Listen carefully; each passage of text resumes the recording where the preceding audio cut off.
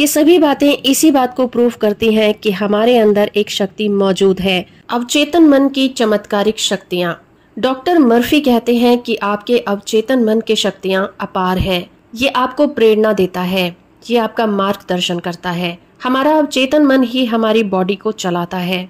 जब हम खाते हैं तब ये अवचेतन मन ही है जो कि इसे हमारी बॉडी में एनर्जी की तरह डिस्ट्रीब्यूट करता है।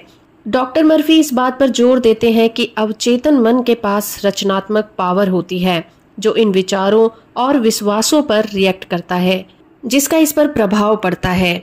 ये अपने रिसोर्सेस को हमारी डिजायर के साथ जोड़कर मिरेकुलस चेंजेस लेकर आता है। हमारा सबकॉन्शियस माइंड हमारे हर प्रॉब्लम का सॉल्यूशन जानता है। सबकॉन्शियस माइंड कभी नहीं सोता, ये दिन रात 24 घंटे काम करता रहता है। इसीलिए अगर आप अपने अवचेतन मन से किसी भी प्रॉब्लम का सॉल्यूशन जानना चाहते हैं तो आपको सोने की कंडीशन में आ जाना है। आपको ऐसी अवस्था में आना है जहां पर आप ना तो नींद में होंगे और ना ही जाग रहे होंगे, और सबकॉन्शियस माइंड को ये बताना है कि आप क्या चाहते हैं। जब आप अपनी बात को अवचेतन मन तक पहुंचा देते हैं, उसी वक्त आपके अंदर की शक्तियां काम पर लग जाती हैं और आपको मनचाहा जवाब देती हैं। एक बार डॉक्टर मर्फी की मुलाकात योगा फॉरेस्ट यूनिवर्सिटी में ऋषिकेश के एक डॉक्टर से हुई। उन्होंने एक स्कॉट सर्जन जेम्स एस्डॉल के बारे में बताया, जिन्होंने एडवांस एनेस्थीसिया के आविष्कार से पहले बंगाल में काम किया था। 1843 से लेकर 1846 तक यानी कि 3 सालों में डॉक्टर जेम्स ने सभी तरह के लगभग 400 ऑपरेशन किए थे,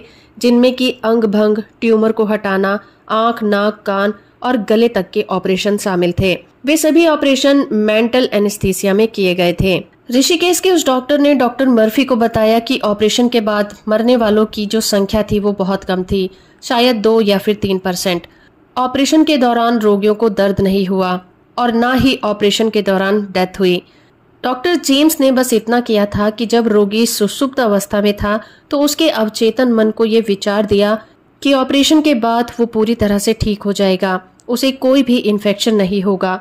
ऑपरेशन के बाद डेथ रेट में कमी और इन्फेक्शन न होने की वजह रोगियों के अवचेतन मन को दिया गया सुझाव था और रोगियों पर इसका पूरा प्रभाव भी पड़ा था।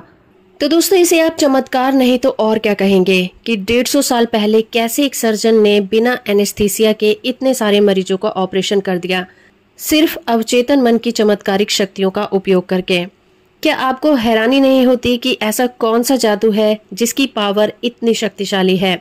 जरा सोचिए, आपके अवचेतन मन में कितनी दैवीय शक्तियां हैं, इसका आप अंदाजा भी नहीं लगा सकते। अवचेतन मन आपके विचारों को कैसे दूसरे इंसान के दिमाग तक पहुंचा देता है, ये तो आपने कभी न कभी जरूर महसूस किया होगा कि आपने अपने किसी खास दोस्त के बारे में सोचा और उसका फोन आ गया।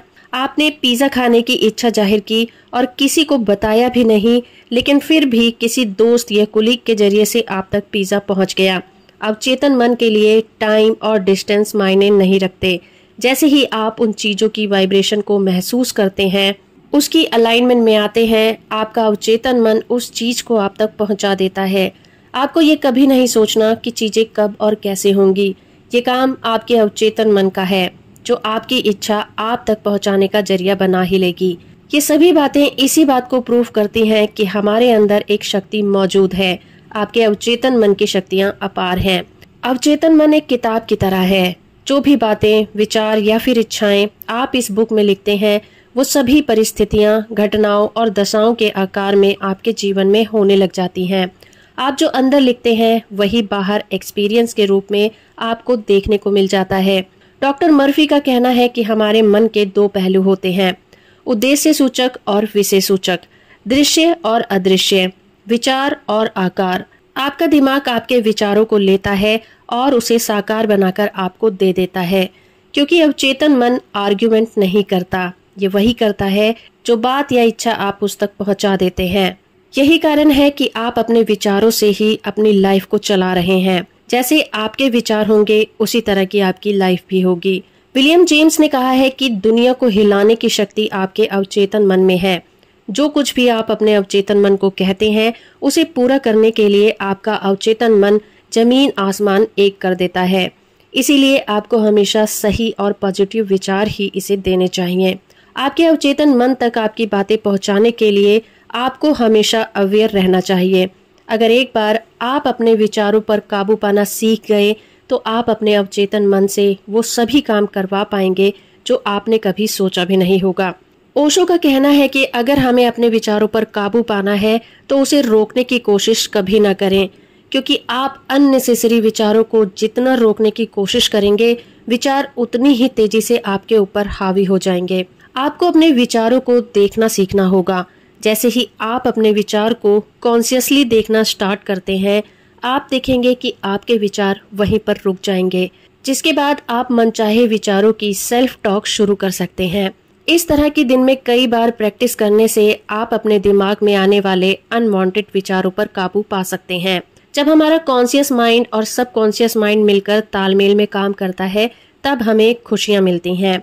दोस्तों, हर युग में पैदा हुए महान लोग जैसे कि महात्मा बुद्ध, जीसस, मोजेस, जोरस्तर और हर युग के महान ऋषि मुनियों ने इस बात को कहा है और माना है कि जो आपके अंदर है वही ब्रह्मांड में अंकित है। जैसा आपके मन में है वैसा ही आपके शरीर और आसपास के वातावरण में होगा। यही जीवन का सबसे बड़ा नियम है। अगर आप नेगेटिव सोचते हैं तो ऐसे विचार आपको बर्बादी की तरफ लेकर जाएंगे, क्योंकि जैसा आपके अंदर है वैसा ही आपके बाहर भी है। आपका जीवन आज जो भी कुछ है वो आपके अपने विचारों की वजह से है। ये आपको ही डिसाइड करना है कि आप चाहते क्या हैं। तो दोस्तों, आज की इस वीडियो में इतना ही। मैं मिलूंगी आपसे अगली वीडियो में कुछ इसी तरह के टॉपिक को लेकर।